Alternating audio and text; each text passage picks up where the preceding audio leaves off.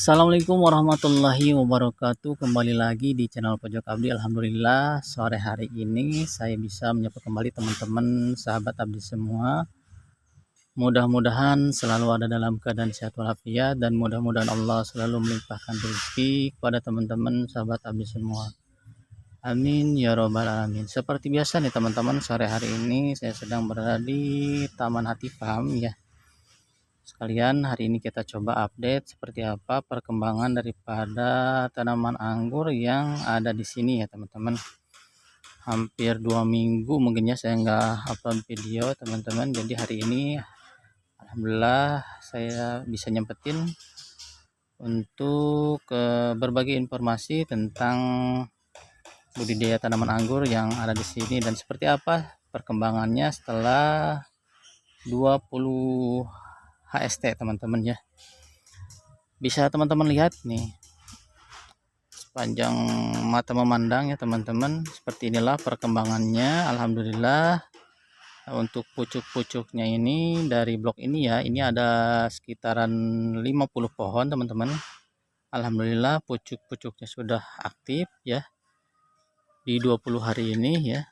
Bahkan ada beberapa pohon yang memang pertumbuhannya lebih pesat ya, ada yang sudah sampai di batas pertama ya untuk nanti kita bentuk menjadi cabang sekunder teman-teman, seperti barisan yang ini nih. Ini di barisan yang sebelah sana juga ada tuh. Tapi untuk yang lainnya juga pucuk-pucuknya aktif teman-teman, tapi untuk pertumbuhannya tidak begitu pesat seperti halnya yang barisan ini teman-teman. Akan tetapi pucuk-pucuknya aktif dan itu pertumbuhannya bisa dibilang normal juga. Nah, kenapa yang barisan ini bisa lebih cepat sampai ke batasan pertama ya teman-teman. Nah, jadi kenapa ini bisa lebih cepat pertumbuhannya, karena memang yang barisan ini ya sama yang sana tuh ada satu. Ini bibitnya memang bibit tua ya, di atas 3 bulanan. Gitu. Di atas 3 bulanan, kemudian juga ini bibit hasil setting ulang. Jadi kalau misalkan bibitnya udah tua, bahkan tingginya udah sampai 1 meter lebih, kemudian dipangkas ulang, kemudian tumbuh lagi tunas baru ya, dan jadilah seperti ini. Dan biasanya kalau bibit-bibit yang seperti itu ya, yang usianya sudah di atas 3 tahun ke sana, kemudian kita lakukan setting ulang, ketika nanti kita lakukan penanaman langsung seperti ini di grounding, biasanya itu pertumbuhannya akan lebih pesat ya, karena memang perakarannya itu sudah banyak ya teman-teman. Jadi kondisinya seperti ini. Beda halnya dengan kondisi bibit yang memang usia 3 bulan tapi tanpa ada setting ulang gitu ya. Jadi normal-normal saja gitu ya teman-teman pertumbuhannya. Bisa teman-teman lihat seperti ini teman-teman. Mohon maaf ya kalau kurang jelas ya kameranya teman-teman, karena seperti biasa kita masih menggunakan HP kentang. Nah, ini itu dari graftingan seperti ini ya teman-teman. Muncul tunas tuh, ini tanpa kita lakukan setting ulang. Jadi langsung tumbuh seperti ini. Nah, kita tanam ya. Nah, yang bisa dilihat teman-teman, pucuk-pucuknya juga udah mulai aktif. Aduh, agak susah juga nih mau kusinnya tuh. Pucuk-pucuknya udah mulai aktif ya teman-teman. Udah aktif. Nah, di blok ini teman-teman, ini kan ada 50 pohonnya yang ada di sini. Itu kita tanamnya pun dengan tinggi yang berbeda-beda ya. Ada yang 60, 70, 80 seperti itu ya teman-teman. Jadi kalau dilihat memang dari ukuran tingginya itu berbeda-beda. Tapi ini tidak menjadi halangan ya teman-teman. Insya Allah nanti di 1 bulan ke depan itu pertumbuhannya bakalan bagus ya teman-teman. Seperti itu. Nah, bentuknya juga aktif ya teman-teman. Nih sebelah sini juga. Pojoknya aktif ya, alhamdulillah. Meskipun ini kalau dari segi pencahayaan ini memang agak nempel ke tembok ya teman-teman. Jadi kalau sore hari itu kurang mataharinya gitu. Kalau pagi-pagi juga bisa dibilang tidak begitu full gitu ya teman-teman, tapi alhamdulillah masih bisa mengimbangi ya teman-teman. Nih pucuk-pucuknya aktif, sulurnya pun aktif, itu menandakan bahwasanya si perakarannya ini sudah mulai beradaptasi dengan medianya ya teman-teman. Tuh ya. Oh, yang ini nih. Nah, ini kok ini bisa lebih cepat, lebih tinggi, karena memang ini lebih adaptasinya lebih cepat ya teman-teman, dalam keadaan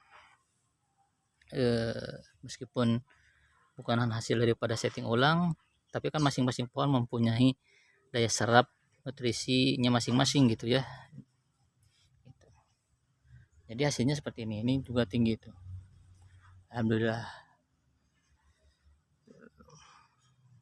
aktif juga teman-teman.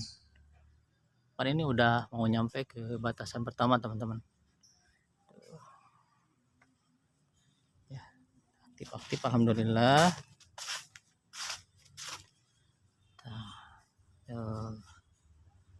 Jadi seperti ini ya teman-teman perbedaannya. Kalau semisalkan bibit yang memang hasil setting ulang itu lebih cepat ya teman-teman pertumbuhannya ketika kita lakukan penanaman langsung di lahan seperti ini ya. Nih saya tunjukin ya. Nah jadi ini adalah bibit yang usianya di atas 3 bulan bahkan hasil setting ulang. Nah ini kan pecah ya awannya, pecah tuh, tumbuh, kemudian dipangkas di sini teman-teman, dipangkas di sini, tumbuh lagi tunas, dan ini hasilnya ya. Ini tingginya awal tanam itu segini ya teman-teman nih, di sekitaran 80 sentian, dan alhamdulillah di 20 HST ini pertumbuhannya sudah sampai ke sini.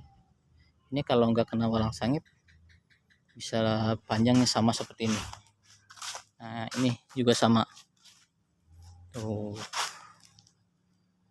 udah panjang, tunas airnya pun aktif, dan nanti rencananya untuk pembentukan cabang tersiernya itu kita gunakan dari tunas air ya teman-teman, itu supaya nanti diharapkan pertumbuhannya bisa serempak ya. Dan untuk mata badnya nanti kita gunakan sebagai cadangan ya, kalau semisalkan ada beberapa tunas air yang memang tidak aktif, nanti di pembentukan selanjutnya ketika kita akan membentuk cabang baru lagi itu bisa kita gunakan mata bud ya. Nah ini saya tunjukin lagi sama teman-teman kalau semisalkan pohon ini hasil daripada setting ulang. Nah lihat ini kan tumbuh tuh teman-teman, tumbuh sama kan kayak yang tadi ya, dipangkas di sini muncul lagi tunas tuh, aktif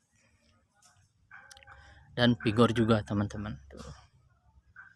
Nah ini juga bisa menjadi referensi juga ya buat teman-teman, bahwasannya ketika memang teman-teman punya bibit yang sudah tua gitu ya, daripada teman-teman tanamnya yang ukuran 1 meter lebih gitu ya, dengan kondisi batangnya apalagi sudah coklat, biasanya ketika kita tanam langsung di grounding seperti ini ya, mau di pot ataupun mau di lahan seperti ini, itu biasanya bakalan stuck ya teman-teman, lama untuk proses pertumbuhannya.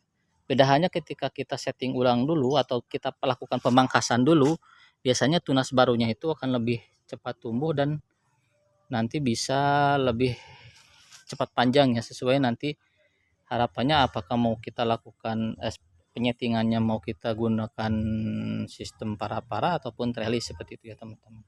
Tapi rekomendasi dari saya memang ketika teman-teman punya bibit tua itu lebih baik dipangkas dulu ya teman-teman, nanti biar tumbuh dulu tunas barunya supaya nanti lebih cepat gitu ya, biasanya tumbuhnya lebih melesat. Ini juga sama, satu baris ini memang kita gunakan bibit yang seperti itu ya teman-teman.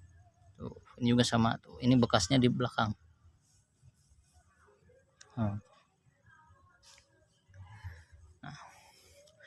Nah jangan lupa ya untuk teman-teman, ketika memang di fase vegetatif seperti ini, yang harus teman-teman perhatikan itu ketika tumbuh tunas dari batang bawahnya ya teman-teman. Tumbuh tunas dari batang bawahnya dari sini ya. Ini kan rootstocknya kita gunakan contohnya Isabella atau RM atau SO4 atau jenis lain ya. Itu tumbuh di sini, itu kita harus membuang ya. Harus segera kita buang supaya nutrisinya tidak terbagi ya, dan nanti bisa fokus ke pertumbuhan tunas. Jadi seperti itu ya.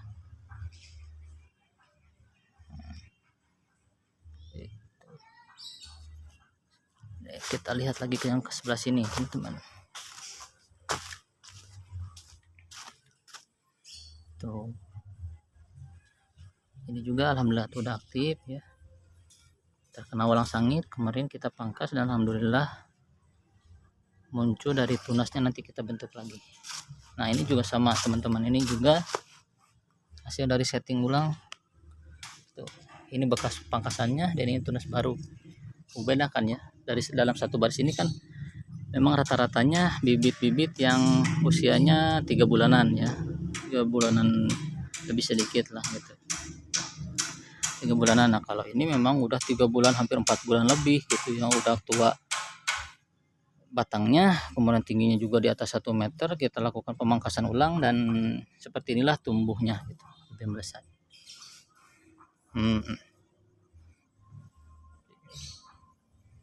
Seperti ini teman-teman. Nah sampai di usia 20 HST ini ya teman-teman, untuk perawatannya seperti biasa kita harus perhatikan dalam pola penyiramannya, jangan sampai media yang ada di sini itu kekeringan ya. Ini untuk penyiramannya saya hampir tiap hari ya, karena memang sekarang di Tasik itu cuacanya lumayan panas juga teman-teman. Jadi saya lakukan penyiraman. Penyiramannya itu kalau saya ya sambil bisa 2 kali sholawat atau 3 kali sholawat per satu pohonnya teman-teman. Jadi kayak gini, sambil nyiram misalnya kayak gini ya, siram, karena ini nggak dipakai ya, meskipun ada paralon tapi ini masih dikasih manual penyiraman. Itu saya siram sambil sholawat, Allahumma sholli ala sayyidina Muhammad wa ala sayyidina Muhammad, Allahumma sholli ala sayyidina Muhammad wa ala ali sayyidina Muhammad, Allahumma sholli ala sayyidina Muhammad wa ala ali sayyidina Muhammad. Nah kayak gitu teman-teman, bisa 1 kali, 2 kali, 3 kali. Jadi ini saya ngatur ritme pemberian penyiramannya ya teman-teman gitu. Kadang kalau semisalkan si medianya masih lembab, itu saya nggak lakukan penyiraman ya teman-teman, jadi diselang 1 hari. Tapi kalau cuacanya memang lagi terik-teriknya, itu bisa sampai tiap hari teman-teman penyiramannya gitu. Untuk pemupukannya seperti biasa ya teman-teman, di pasir-pasir vegetatif ini kita gunakan N yang lebih tinggi gitu ya. Ini saya lakukan 1 minggu sekali ya teman-teman. Sini nggak ada yang aneh-aneh ya untuk pemupukannya, seperti biasalah di video-video saya sebelumnya kayak gitu teman-teman. Kemudian untuk penyemprotan ya, untuk penyemprotan insek dan fungi, alhamdulillah di sini baru kita lakukan 1 kali ya, itu selama 20 HST itu kita baru lakukan satu kali ya teman-teman, karena itu juga waktu itu karena memang ada mulai bintik-bintik serangan gitu ya, kayak serangan trip kayak gitu ya, kayak walang sangit ya, itu baru kita lakukan 1 kali ya teman-teman sampai sejauh ini. Dan alhamdulillah memang untuk serangan kayak embun tepung dan lain sebagainya itu bisa teman-teman lihat masih aman-aman saja ya teman-teman ya. Yang di blok sana juga sama ya teman-teman, tuh blok sana juga ada ya, sana 60 pohon ya teman-teman, di sini 50 pohon. Pertumbuhannya hampir sama ya, nanti insya Allah kita update terus ya seperti apa nanti pertumbuhan anggur yang ada di Taman Hati ini. Pokoknya teman-teman mohon dukungannya, doanya juga, mudah-mudahan anggur yang ada di Taman Hati ini tumbuh subur dan berbuah lebat nantinya ya teman-teman. Nanti silakan ya untuk teman-teman yang ada di sekitaran Tasikmalaya bisa main ke sini, bahkan nanti mungkin ketika sudah bisa dipanen buahnya teman-teman bisa datang ke sini. Di samping anggur juga teman-teman, di Taman Hati juga ada tanaman melon, dan insya Allah mulai minggu depan mungkinnya sudah mulai bisa dipanen gitu untuk beberapa greenhouse gitu ya teman-teman. Ya aktif teman-teman, alhamdulillah gitu. Oke lah, mungkin itu saja ya teman-teman video ringan saya di sore hari ini. Mudah-mudahan tayangnya video ini ada sisi manfaatnya. Dan jangan lupa untuk teman-teman selalu dukung terus channel ini dengan cara klik like, comment, share, dan subscribe supaya channel ini semakin berkembang. Terima kasih. Assalamualaikum warahmatullahi wabarakatuh.